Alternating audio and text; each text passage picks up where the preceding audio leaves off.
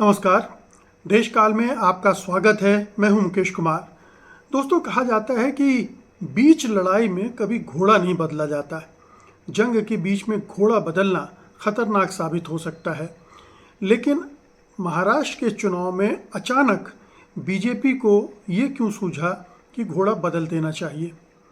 अभी तक हालांकि साफ तौर पर कोई घोषणा नहीं की गई थी, लेकिन इशारों इशारों में बार बार यही कहा जाता था कि एकनाथ शिंदे ही अगर महायुति चुनाव जीतती है तो वही मुख्यमंत्री फिर से बनेंगे। हालांकि एक खबर ये भी आती थी कि अगर उनकी सीटें 40 से ऊपर आईं तब वो मुख्यमंत्री बनेंगे, अन्यथा उनके मुख्यमंत्री बनने की अवसर कम है। लेकिन अब चुनाव के बीच में अमित शाह कह रहे हैं कि अभी तक तो एकनाथ शिंदे मुख्यमंत्री हैं, लेकिन चुनाव के बाद तीनों पार्टियां बैठेंगी और तय करेंगी कि मुख्यमंत्री कौन होगा। इसके पहले एक चुनावी सभा में वो ये भी कह चुके हैं कि महाराष्ट्र के लोग चाहते हैं कि महाराष्ट्र में महायुति की सरकार बने और देवेंद्र फडणवीस मुख्यमंत्री बने। यानी सीधे सीधे उन्होंने ऐलान कर दिया कि अगर महायुति की सरकार बनती है तो देवेंद्र फडणवीस मुख्यमंत्री होंगे। इसके पहले बीजेपी के जो कुछ नेता हैं वो अपने अपने तरीकों से भी देवेंद्र फडणवीस के नाम का उल्लेख करते रहे हैं मुख्यमंत्री के रूप में। अब इसके दो मतलब हैं।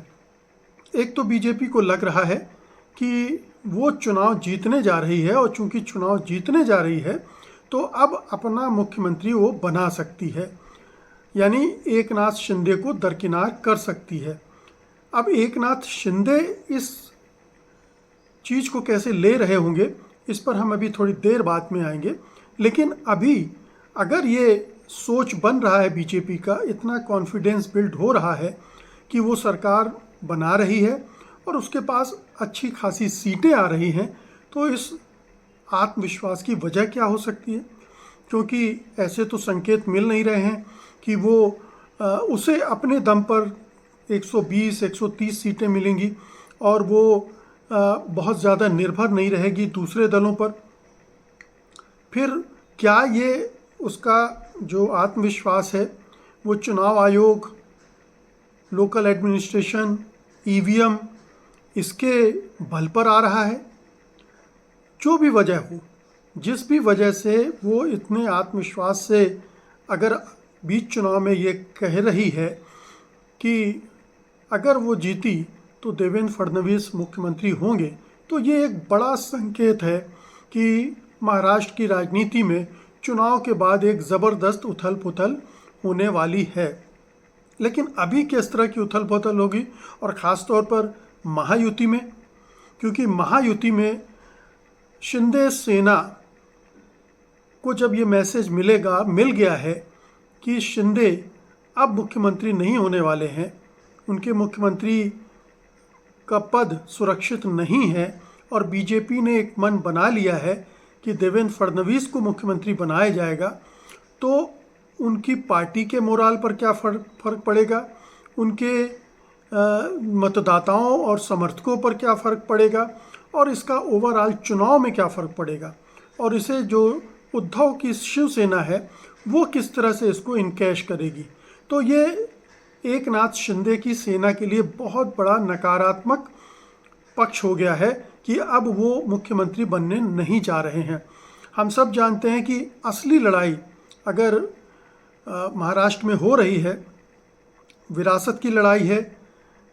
ये दो सेना ही आपस में लड़ रही हैं, शिंदे की सेना और उद्धव ठाकरे की सेना। और काफ़ी कुछ दारोमदार इस चुनाव का नतीजे का इस पर है कि कौन सेना अच्छा परफॉर्म करती है। अगर एकनाथ शिंदे के मुख्यमंत्री बनने की गारंटी होती चुनाव के बाद भी, तो शायद एकनाथ शिंदे का पलड़ा भारी हो जाता और वो चुनाव में अच्छा परफॉर्म कर पाते। लेकिन ठीक चुनाव से 8-9 दिन पहले अमित शाह ने इस तरह का बयान दे दिया है जिससे निश्चित रूप से एकनाथ शिंदे की सेना में का मोराल डाउन होगा। उधर आप जानते हैं कि महायुति का जो दूसरा धड़ा है उसका मोराल पहले से ही डाउन है, यानी एनसीपी, अजित पवार की पार्टी, उसका बुरी तरह से वो निराशा के गर्त में है। वो कितनी सीटें जीतेगी किसी को पता नहीं, लेकिन ये सब मान रहे हैं कि वो ज़्यादा सीटें नहीं जीतेगी। 10, 15, 20 सीटें से ज़्यादा वो नहीं जीत पाएंगे। और जीत भी गए तो चुनाव के बाद वो इधर रहेंगे या उधर रहेंगे, इसका भी कोई पता नहीं है, क्योंकि बार बार ये भी कहा जाता है कि शरद पवार ने खुद ही उन्हें महायुति में भेजा था, एनडीए में भेजा था, और अब वो एक भूमिका पूरी करके वापस लौट आएंगे अपनी पार्टी में। तो अगर ऐसा होता है तो बीजेपी जो ये कर रही है उसका संकेत और उसके असर और भी खराब हो पड़ सकते हैं। लेकिन अगर इस घोषणा का मतलब ये है कि अमित शाह, बीजेपी का हाईकमान, आरएसएस ये चाहता है कि उसके मतदाताओं में जोश भरे, उसके संगठन में उम्मीद बने कि उनकी ही पार्टी का कोई नेता मुख्यमंत्री बनने जा रहा है, तो शायद उसकी जीत की संभावनाएं और बढ़ जाएंगी, वो ज़्यादा सीटें हासिल कर पाएगी। लेकिन ये दूसरी सूरत में होगा जब उसके सहयोगी दल कम परफॉर्म करेंगे, वो ज़्यादा परफॉर्म कर देंगे। तो क्या ये महायुति में झगड़े का एक तीसरा एंगल खड़ा हो गया है? यानी अजित पवार की पार्टी और शिंदे सेना के बीच पहले से झगड़ा चल रहा है, अजित पवार की पार्टी और बीजेपी के बीच कोई भी सौहार्दपूर्ण रिश्ते नहीं हैं, दोनों बटे हुए हैं, और एक तीसरा बीजेपी ने एक नया पंगा चीफ मिनिस्टरशिप का डाल दिया है, जिसकी वजह से अब पूरे महायुति में झगड़ा ही झगड़ा मच गया। तो सवाल उठता है कि आखिरकार अमित शाह ने ये ऐसे मौके पर क्यों कहा? ये तो जाहिर है कि उन्होंने अपने दम पर नहीं कहा होगा, या केवल ये उनकी अपनी राय नहीं होगी, ये पूरे संघ परिवार की राय होगी, और संघ परिवार में भी खास तौर पर प्रधानमंत्री मोदी की राय रही होगी। तो इसके कुछ और कारण भी हो सकते हैं। मसलन देवेंद्र फडणवीस को लेकर बीजेपी और संघ परिवार सोचता है कि वो भविष्य के नेता हैं। हालांकि महाराष्ट्र में उनकी छवि बहुत ख़राब हो गई है, उन्हें मोटे तौर पर दिल्ली का एजेंट माना जाता है। उन्होंने जिस तरह से अडानी को फ़ायदा पहुंचाया, ख़ास तौर पे धारावी प्रोजेक्ट उनके सुपुर्द कर दिया, पुराने टेंडर को कैंसिल करते हुए, उससे यही संदेश किया है। और उन्हीं के रहते हुए कई प्रोजेक्ट महाराष्ट्र से गुजरात की तरफ चले गए। तो ये माना जाता है कि देवेंद्र फडणवीस दरअसल नरेंद्र मोदी और अमित शाह के जमूरे हैं, और ये उनका एजेंडा है कि देवेंद्र फडणवीस को वहाँ बैठाया जाए ताकि अडानी को और भी ज़्यादा चीज़ें महाराष्ट्र में, मुंबई में सौंपी जा सके। यानी ये दरअसल उनको प्लांट करने की योजना बीजेपी को फ़ायदा पहुंचाने के लिए नहीं है, संघ परिवार को मजबूत करने के लिए नहीं है, बल्कि अडानी को मजबूत करने के लिए है। इसलिए देवेंद्र फडणवीस का नाम अब आगे कर दिया गया है। कुछ और कारण बताए जाते हैं। मसलन एक कारण ये बताया जाता है कि देवेंद्र फडणवीस के साथ अन्याय हो गया। पिछली बार जब शिंदे सेना को तोड़कर लाया गया तो ये संभावना थी कि देवेंद्र फडणवीस मुख्यमंत्री बनेंगे और शिंदे वगैरह उप मुख्यमंत्री बन जाएंगे, लेकिन हो उल्टा गया। देवेंद्र फडणवीस ने तो प्रेस कॉन्फ्रेंस में ये भी कह दिया था कि मैं मंत्रिमंडल में, सरकार में शामिल नहीं होऊंगा, लेकिन उधर से संदेश आया ऊपर से अमित शाह का, और उन्हें झक मारकर शपथ लेनी पड़ी उप मुख्यमंत्री की, जबकि वो मुख्यमंत्री प्रदेश के रह चुके थे। तो एक तरह का अपमान भी हुआ उनके साथ, और अगर बीजेपी की तरफ से देखा जाए तो उनके साथ नाइंसाफ़ी भी हुई। तो क्या उसकी क्षतिपूर्ति करने की कोशिश हो रही है देवेंद्र फडणवीस को लेकर?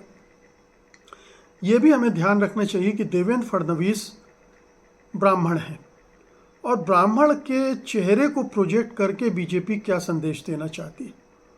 क्योंकि महाराष्ट्र में अब जो राजनीति चल रही है, ख़ासतौर से लोकसभा चुनाव के बाद से, वो एक तरह से सामाजिक न्याय की राजनीति ने जोर पकड़ा है, संविधान बचाओ, आरक्षण बचाओ की राजनीति ने जोर पकड़ा है, और उसमें जातियों की जो गोलबंदी हो रही है, उसमें अगर कोई ब्राह्मण चेहरा सामने आता है तो उसका एक निगेटिव इम्पैक्ट पड़ सकता है चुनाव पर, क्योंकि जब तब दूसरी जातियां जो ब्राह्मणों को अपने हित चिंतक के रूप में नहीं देखती हैं, वो छिटक सकती हैं। यानी पिछड़े, दलित, आदिवासी, वो फिर जिनको जोड़ने की कोशिश में लगी हुई थी बीजेपी कि ऐसा कुछ गठबंधन बनाए जिसमें दलित, मराठे और अल्पसंख्यकों के इतर सबको इकट्ठा करके हरियाणा फार्मूले में अपनी स्थिति को मजबूत किया जाए, उस पर इसका असर पड़ सकता है। तो ये एक जुआ खेला है, आप कह सकते हैं कि एक जुआ खेल रहे हैं अमित शाह, उनकी पार्टी, देवेंद्र फडणवीस को आगे लाकर मुख्यमंत्री के, भावी मुख्यमंत्री के रूप में प्रोजेक्ट करके। हाँ, ये हो सकता है कि अपर कास्ट और भी तत्परता के साथ बीजेपी के साथ लामबंद हो जाए और ज़्यादा एक्टिव हो जाए। ये तो होगा कि देवेंद्र फडणवीस का नाम आने से भारतीय जनता पार्टी में उत्साह भरेगा, उसके कार्यकर्ताओं में, उसके समर्थकों में उत्साह भरेगा, क्योंकि वो ना तो अजीत पवार को पसंद कर रहे थे और ना ही एकनाथ शिंदे को पसंद कर रहे थे, उन्हें वो बोझ ही लग रहे थे। ये दोनों बाहर से आए हुए लोग हैं और इन पर कितना भरोसा किया जाए, इसको लेकर भी एक दुविधा की स्थिति पार्टी में, संगठन में बनी रही है। क्योंकि अब अमित शाह ने ये ऐलान करके एक तरह से और रास्ता खोल दिया है शिंदे के बहुत सारे विधायकों के लिए। बेशक शिंदे जाने की स्थिति में वापस ना हो, लेकिन हो सकता है कि शिंदे के बहुत सारे साथी अब वापस, जो पुरानी शिवसेना है, उद्धव ठाकरे की शिवसेना है, उसमें वापस जाने की सोचने लगें। क्योंकि उन्हें लगेगा कि अगर मुख्यमंत्री देवेंद्र फडणवीस बनते हैं, शिंदे का एक तरह से डिमोशन होता है, वो उप मुख्यमंत्री या कुछ मंत्रालय मिलते हैं, तो बाकी के लिए भी बहुत कुछ करने की स्थिति नहीं रहेगी। एक तो चुनाव में कितने जीत कर आएंगे उस पर निर्भर करता है, और उसमें भी बीजेपी कितनों को एकोमोडेट करेगी, इसको लेकर भी एक आशंका लोगों के मन में भर गई है। तो ये बड़ा ही जोखिम भरा ऐलान किया है अमित शाह ने, और इसके अच्छे या बुरे क्या नतीजे होंगे ये तो अभी कहना मुश्किल है। लेकिन अभी जो समीकरण बनते दिख रहे हैं उसके हिसाब से ये महाविकास अघाड़ी के पक्ष में जाते हुए दिख रहा है। वो इसका चाहे तो बहुत बढ़िया से फ़ायदा उठा सकता है। एक तो ब्राह्मणवाद विरोधी